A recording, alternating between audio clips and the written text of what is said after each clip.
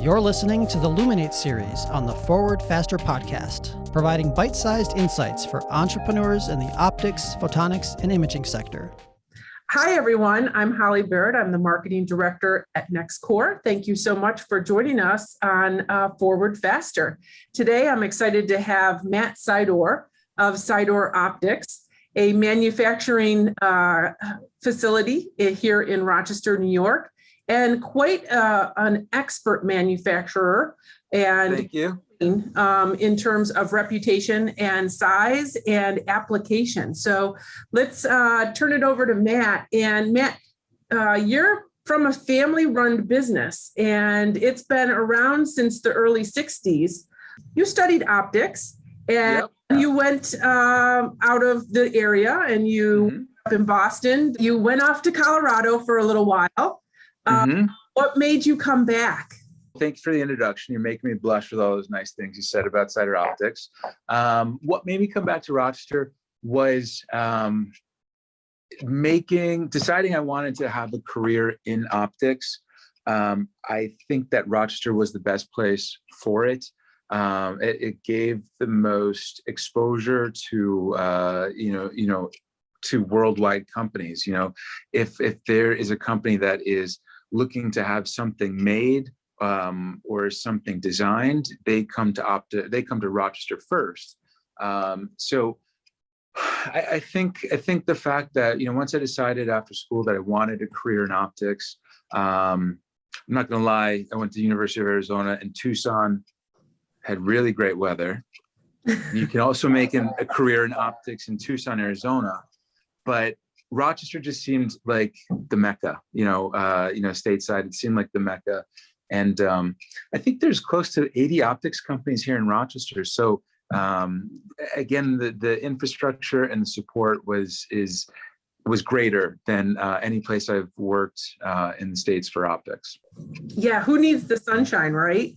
Oh man, you can go to Florida too. Vitamin D, huh? Who heard of that? Yeah. For sure. Now, so Sydor Optics was founded by your grandfather, actually, back in 63 or 64? Yeah, 1964. He was working at Kodak, and he kind of just decided that, there's something that he can do by himself, something that, there was a need for. And he went off and started a company in his garage. He had I think he really only had two machines in his garage, a grinder and a polisher, and, started in 1964 and worked by himself until 1978. And that's when my dad joined the company. And it was him and my dad alone together for 9 years before they started hiring people. And how many people do you have now? Currently, we are at 89 people. We run 2 shifts. 89 people. We have an apprentice program accredited by the state that has 2 apprentices right now working through the curriculum and working through the structure. And then in the summertime, we usually hire maybe 3 or 4 interns from either MCC or the local high schools if they're looking for summer work. So now, you're known, and I know this because I've seen you out at trade shows, and there's always a buzz around your booth. We take people out to dinner and throw a good party. So that's how. Hey, wait a minute, you haven't taken me out to dinner. You can come anytime. Yeah, and I got you on a podcast. Come on. True, it's true. In all seriousness, You're quite an attraction because of your ultra precision optics capabilities. Can you talk a little bit about what that is within the industry and what type of applications are really growing in prevalence where that is a sought after component?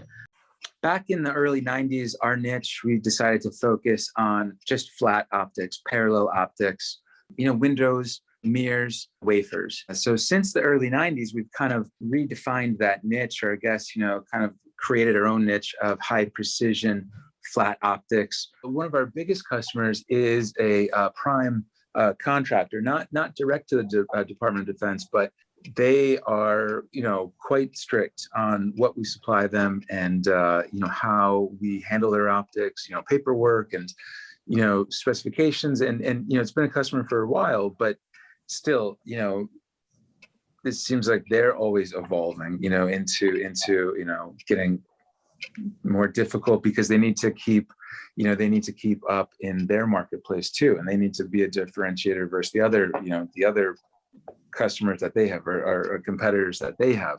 How do you balance that, the intensity of your business and the talent that's needed with the fun culture that you created? Well, I think, we've always tried to empower the people that work here, whether it's, in the training, whether, we provide, on the job training, but we also provide a path, if they want to, go from a, process technician to, a senior process technician to a supervisor. So we provide that level of support. We kind of give them the autonomy to do that themselves, to, to have them start off on it. But we've always created family culture at Sydor Optics. And, every time we hire somebody, culture is always one of the, interview questions. It's like, what do you think of culture? Like, because we want it to be a good fit. And if the fit isn't right, then that kind of creates a rift. And then that rift gets bigger and bigger. So as far as, having enjoyment in the workplace, I think is key, because then, then the employees, they produce good work and they want to come to work and they want to do a good job. So we've always kind of, we have core values at Sydor Optics, and, on our key fob, there's our core values. I think there's 6 of them.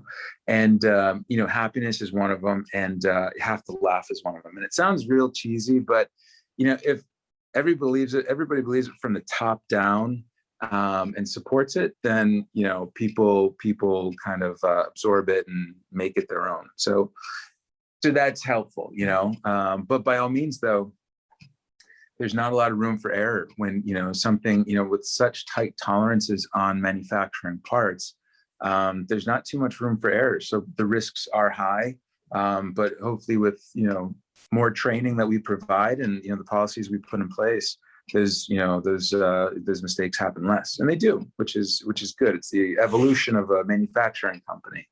Right. So I've done a lot of values work with different companies, work big and small. Never heard someone say that part of their values is you have to laugh on the job, which I think is fascinating. Yeah. We do a luncheon every month. Well, this was before COVID, but every month we do a luncheon, and, we buy pizza or chicken wings or subs or hamburgers and hot dogs, or we do grilling in the summertime. We eat outside.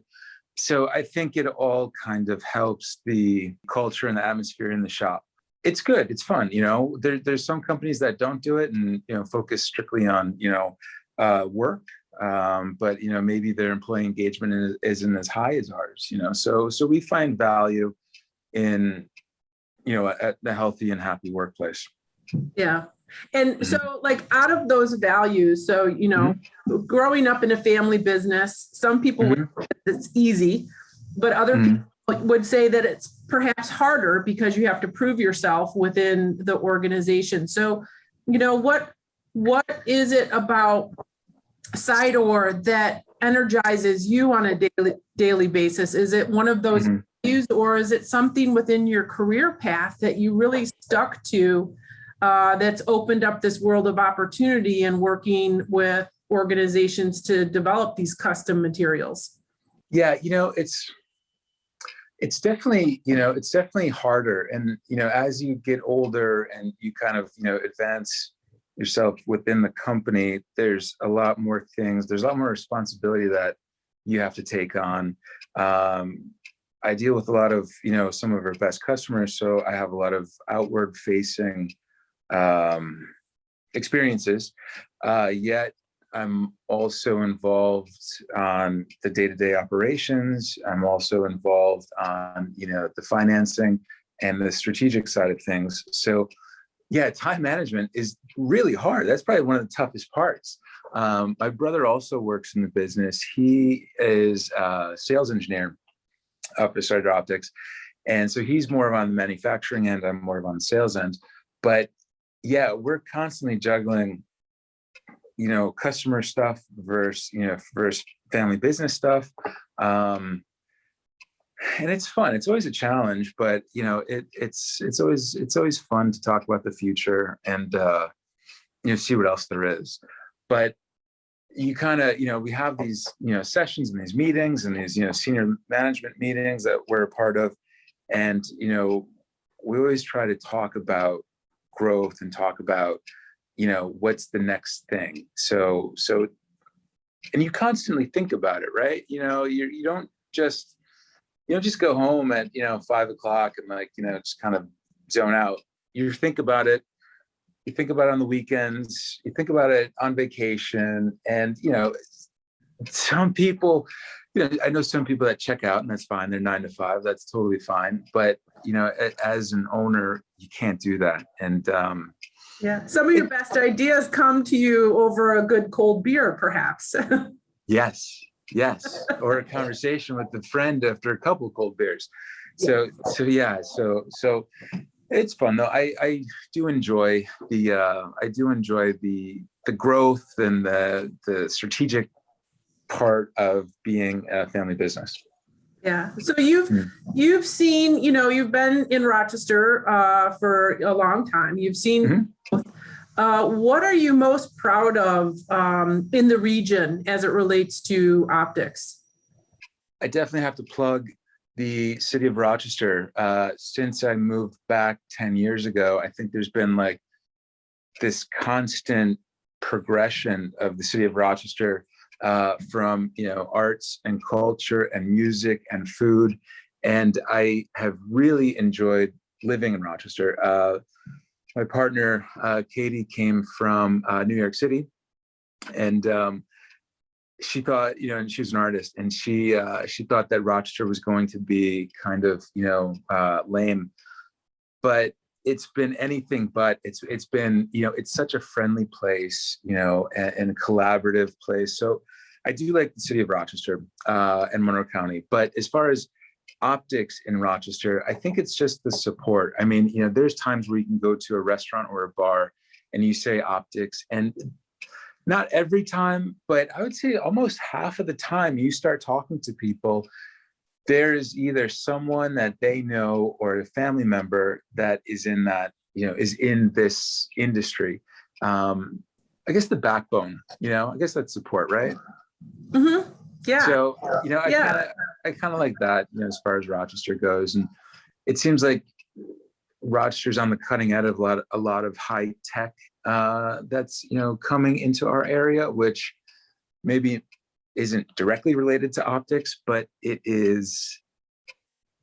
kind of supports the whole Rochester Finger Lakes region, which is fun, Well, there's so little technology these days that doesn't have some kind of component of optics, photonics, or imaging in it. Yeah, right. Yeah. And I think you and I were in a presentation once where we were looking at the numbers, and it was like over 17,000 people are employed within the optics industry in the region, which was just shocking to me. So if you are sitting in a bar, chances are you're going to,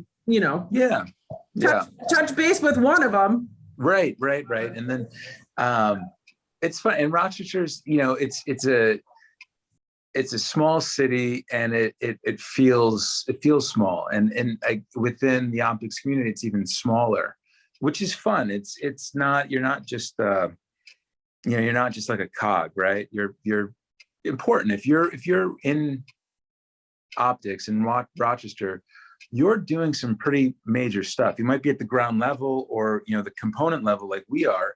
But that component up the supply chain, goes into, the latest fighter jet or, into, the new heads-up display unit for Apple or something like that, which is exciting. Yeah. So speaking of new technology, like what's on your radar? What do you think is so exciting that's coming out? I just bought my first electric car. It wasn't a Tesla, but I'm pretty excited on the electric portion of the car. So I'm excited about that.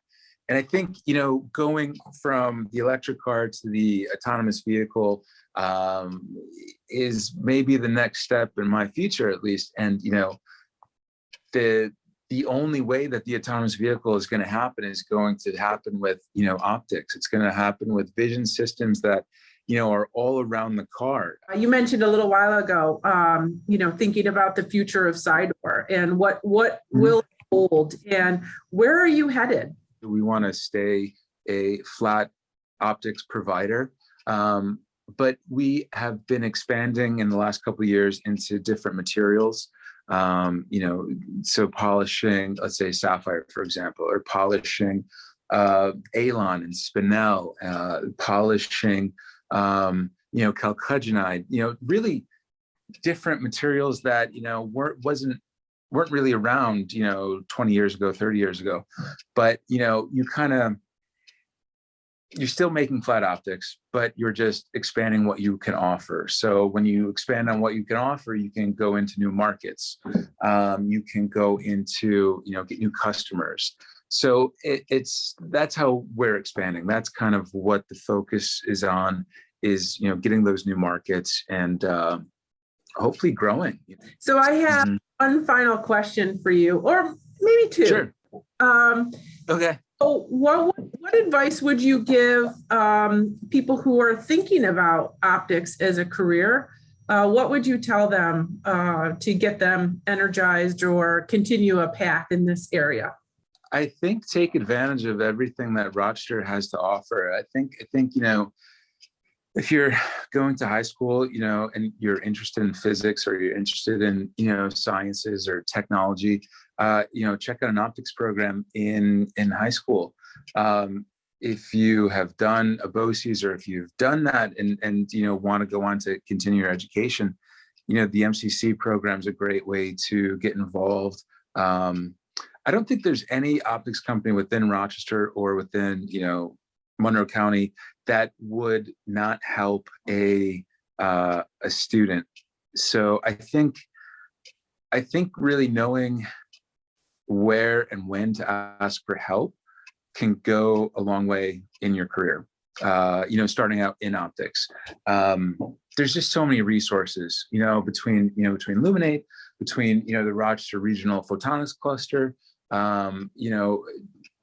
it really is great. I would say take advantage of everything you can, and help that career move. Yeah, I'm so glad that you've said that, because one of the things that I always tell entrepreneurs, because a lot of them are too shy to ask, and they think that people aren't going to want to spend time helping them. And I'm like, they're waiting to help you. Yeah. They want to help you succeed. So go ask, right? Yeah, every optics company and has a connection to Rochester, and sees the need to promote Rochester and to keep Rochester on the forefront of optics. So there's a lot here for advice. Mm-hmm. And my final question would be: forward faster 5 years or 10 years, where's Matt Sydor going to be? What do you want to achieve? Oh, yeah, that's a good question. We want to keep growing. My brother and I both want to keep growing the business. We want Sydor Optics to be, it has quite a good brand, and it has quite a good name, but we want to just make that stronger within the optics community. And we're looking to grow. We're looking to grow. We're looking to expand. We're building a building next to our current facility, in hopes that in the next couple of years that we will occupy that space, because we continue to grow.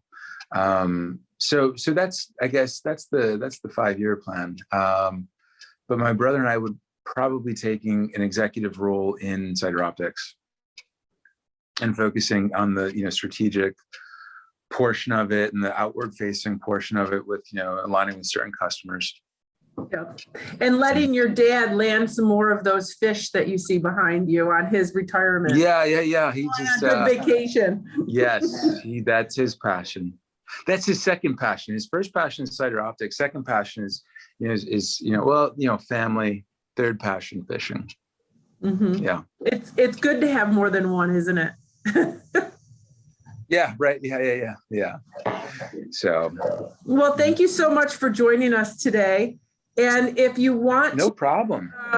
Watch more episodes of Forward Faster, you can go to NextCore, that's nextcorps.org, and you'll find the full library there, or you can find us on Spotify or iTunes or YouTube as well. Thanks for joining us. We'll see you next time. Bye-bye.